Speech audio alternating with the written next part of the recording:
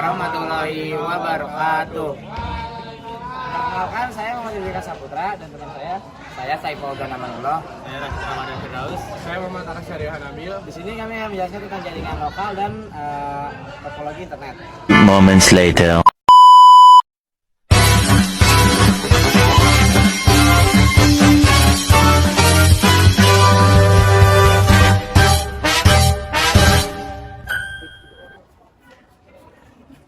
Saya akan membahas materi yang pertama, yaitu pengertian jaringan lokal. Definisi jaringan lokal atau local area network atau yang bisa dikenal dengan LAN adalah jaringan komputer yang terbatas pada area geografis yang relatif kecil, seperti dalam suatu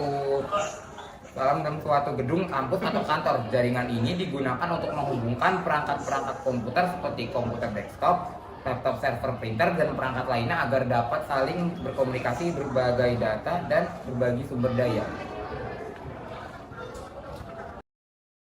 Selanjutnya adalah sejarah jaringan lokal. Pada tahun 1960 sampai 1970-an, ketika berbagai peneliti mulai mencoba menghubungkan komputer mereka yang pada saat itu masih sangat terbatas. Lalu Ethernet dikembangkan oleh PARC sebagai metode standar untuk menghubungkan komputer di jaringan lokal. Ethernet menggunakan kabel koaksial untuk mentransmisikan data dan komunikasi melalui metode akses berbagi. Pada tahun 1980, standar Ethernet mulai populer dan digunakan secara luas. TCP dan IP yang juga sedang dikembangkan dan nantinya menjadi dasar dari internet, ini juga memungkinkan jaringan lokal untuk terhubung dengan jaringan lebih besar atau jaringan global yang dikenal sebagai internet.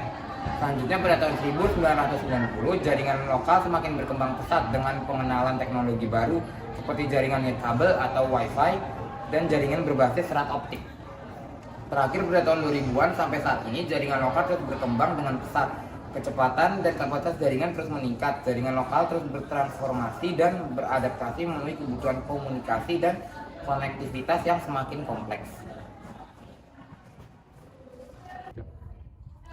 Lalu selanjutnya ada komponen jaringan lokal. Komponen jaringan lokal terdiri menjadi dua, yaitu ada hardware dan software. Di hardware ada switch. Switch berfungsi untuk menghubungkan perangkat dalam jaringan lokal atau LAN. Switch menerima paket data dari suatu perangkat dan mengirimkannya ke perangkat tujuan di tempat di jaringan. Lalu yang kedua ada modem. Modem adalah perangkat keras yang menghubungkan jaringan lokal atau LAN dengan jaringan eksternal seperti ISP. Lalu ada router. Router adalah perangkat keras yang mengarahkan lalu lintas data antara jaringan lokal atau LAN dan jaringan luas atau WAN seperti internet. Nah, lalu ada kabel. Kabel ini digunakan untuk menghubungkan perangkat jaringan dalam LAN untuk beberapa jenis kabel. Yang umum digunakan adalah jaringan lokal.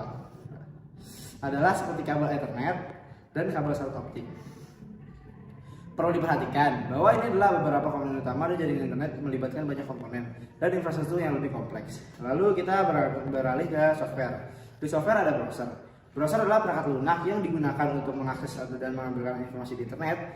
Browser memungkinkan pengguna menjelajahi situs web, mengirim email, mengunduh file, dan berinteraksi dari berbagai konten online.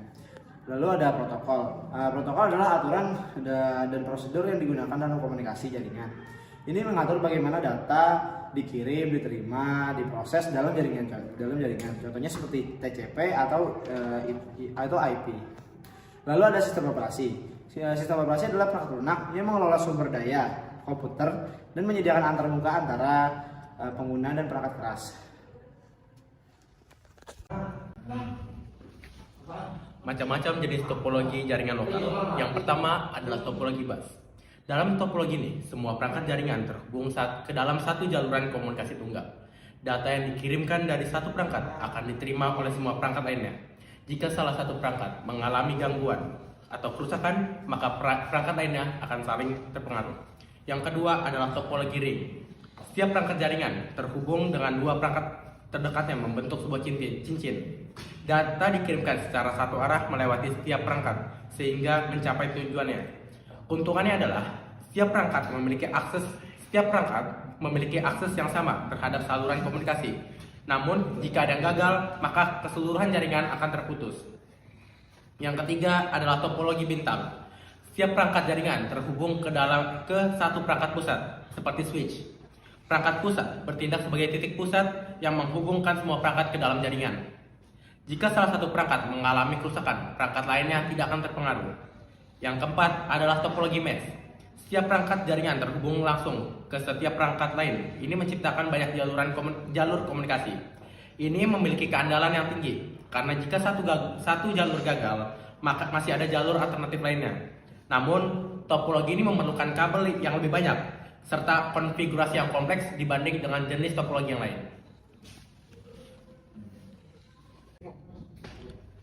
Selanjutnya, saya akan menjelaskan mengenai sejarah internet. Pada tahun 1960, Departemen Pertahanan Amerika Serikat mengembangkan jaringan komputer yang disebut ARPANET dengan tujuan utama untuk memungkinkan pertukaran informasi sumber daya komputer antara universitas dan lembaga penelitian. Selanjutnya pada 1980, Protokol Transmission Control atau Internet Protocol dikembangkan sebagai standar komunikasi yang digunakan di ARPANET.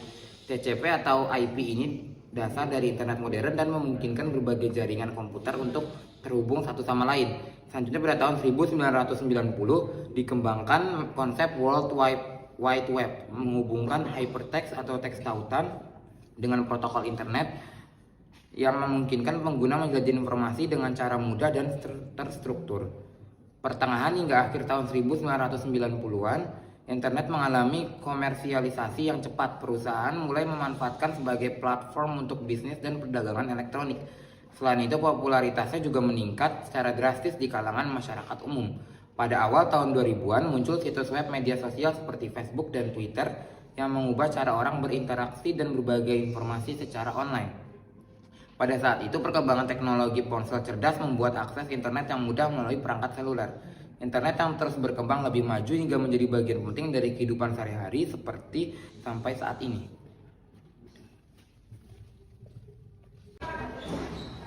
Halo, bertemu lagi dengan saya. Di sini saya akan membahas tentang pengertian internet.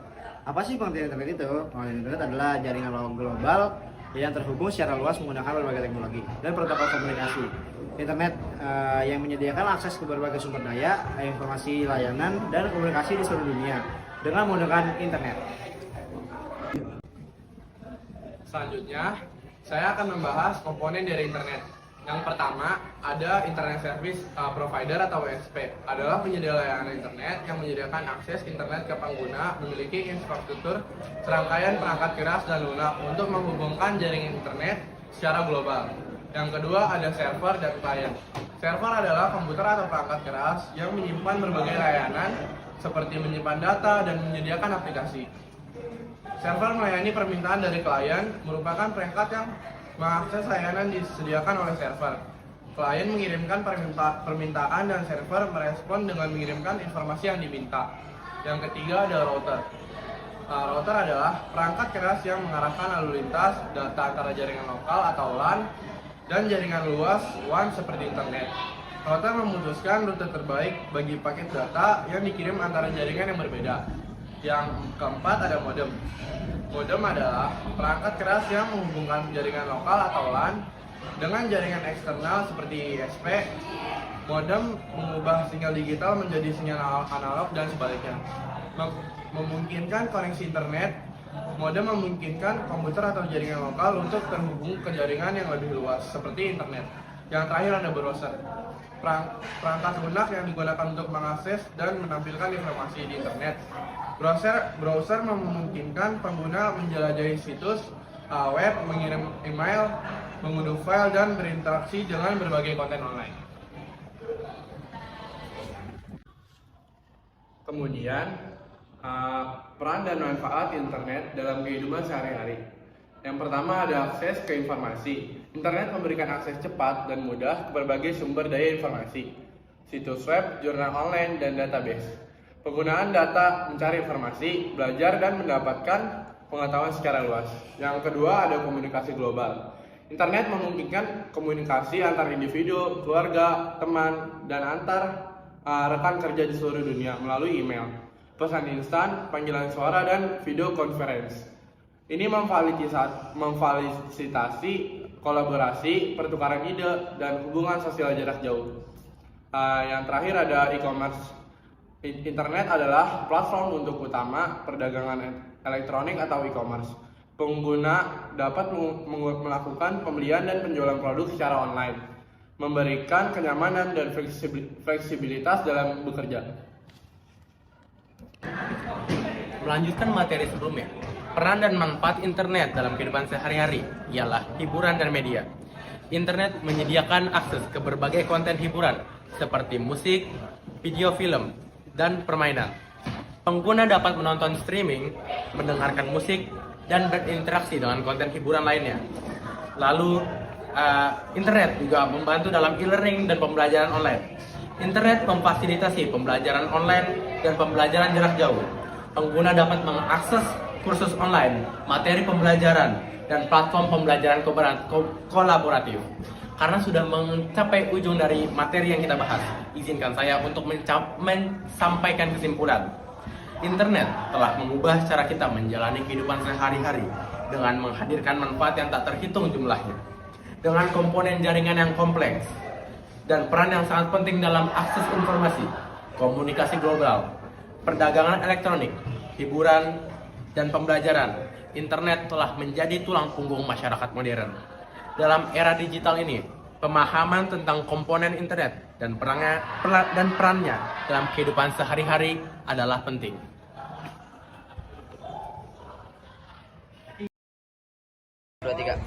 Sekian dari kami. Apabila ada salah kata, mohon maaf dan wassalamualaikum Warahmatullahi wabarakatuh.